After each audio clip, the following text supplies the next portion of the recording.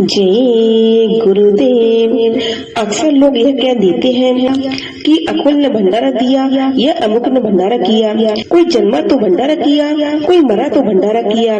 कुछ पुरानी बातें फिल्म की रील की तरह आंखों के सामने गुजरी। ऐसी बात सुनकर बात सन 74 के भंडारे की बात की है। भंडारे का महान पर्व समाप्त हो चुका था। काफी संख्या में प्रेमी जन अपने अपने घरों को वापस जा चुके थे। फिर भी काफी लोग आश्रम पर ठहरे थे। कुछ प्रेमियों ने स्वामी जी महाराज के सामने एक अर्जी रखी कि एक छोटा मोटा भंडारा फिर से हो जाए। स्वामी जी महाराज ने स्वीकार कर लिया। उन्होंने हंसते हुए कहा कि सब लोग सहयोग करें तो भंडारा हो जाएगा। सबने सहयोग किया। उस समय श्री प्यारेलाल जी पाठक स्वामी जी के पास रहते थे। वो भी इसमें सक्रिय रूप से भाग ले रहे थे। कौन प्रेमी कितना और किस तरह से सहयोग करेगा, इसकी रूपरेखा बनाई जा रही थी। तो एक प्रेमी का भी नाम आया, जिसका नाम बताना प्रासंगिक तो है पर ठीक नहीं है।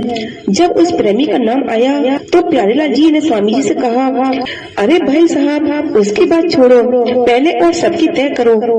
बाद में जो कमी होगी भंडारे की, उसे वह तो पूरा कर ही देगा। बात तो भोलेपन से ही शायद कही गई थी, पर स्वामी जी महाराज गंभीर होकर बोले, पाठक जी, भंडारा क्या कोई इंसान पूरा कर सकता है? यह तो सिद्ध पुरुषों की दात है। अब कभी ऐसी बात मत करना और न कभी सोचना कि भंडारे की कमी कोई इंसान पूरी करता है। वह तो परमात्मा की बरकत है। जितना सबका सहयोग होगा उतना भी उसका सहयोग होगा और भंडारा होगा। प्यारेलाल जी अपाक रह गए। मेरे दिमाग में स्वामी जी महाराज की कितनी सारी वाणियां एक साथ गूंजने लगी कि मेरे स्वामी जी महाराज ने कहा कि भंडारे में जो भी आ जाए वह भूखा न लौटे। कि तुम्हें क्या मालूम है, भंडारे में कभी कमी नहीं हो सकती। महात्माओं ने तो यहाँ तक दिखाया कि जब कभी प्रेमियों ने उनसे कहा कि घी खत्म है तो वो बोले कि जाओ गंगा से कह दो कि 1 टिन घी दे दे। जब घी आएगा तब मैं भिजवा दूंगा। प्रेमी गंगा जल टिन में भरकर लाए और कढ़ाई में डालते ही घी बन गया।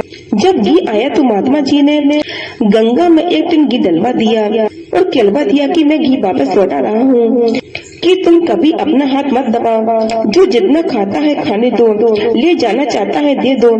तुम नहीं खाओगे तो मुझे कोई चिंता नहीं, क्योंकि तुम लोग तो रोज खाते हो, पर आने वालों को कोई कमी हो यह मैं बर्दाश्त नहीं कर सकता। वे हमारे अतिथि हैं। इस तरह की कितनी स्वामी जी की वाणियां मेरे मस्तक में कौंधने लगी। इसी संदर्भ में एक घटना बता दूं तो अप्रासंगिक न होगा। मेरे बाबा के गुरु बनारस में रामानंद जी की परंपरा के थे। वो संत थे, यह तो मैं नहीं कह सकती, पर सिद्ध अवश्य थे। मेरे बाबा मेरे पिताजी को साथ लेकर अपने गुरु महाराज के दर्शन करने गए। उस समय पिताजी छोटे थे। पिताजी ने यह घटना हमको बताई थी। जब बाबा और पिताजी आश्रम पर पहुँचे तो वहाँ भंडारा बंद हो चुका था। सेवादार आराम करने जा रहे थे। बाबा गुरुजी के पास बैठ गए और उनसे बातें करने लगे। इतने में एक साधु की टोली वहाँ पहुँची। गुरु जी ने सबकी अगवानी की। साधु लोग बोले कि महाराज, हम लोग तीर्थ पर आए हैं, अभी तक कुछ खाया नहीं। गुरु जी ने सेवादारों को आदेश दिया कि इन लोगों को प्रसाद दो। सेवादार सकते में आ गए कि क्या करें।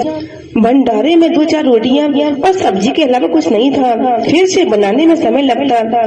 इधर साधु जल्दी मचाए थे। अब क्या करें? गुरुजी समझ गए। मेरे बाबा को लेकर भंडारे गृह में पहुँचे।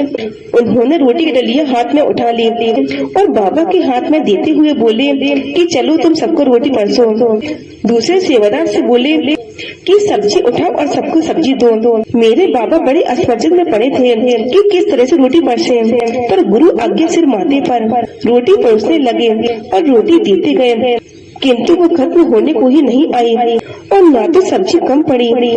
साधु लोगों ने जमकर प्रसाद किया। पिताजी तो बच्चे थे, पर चमत्कार को नमस्कार।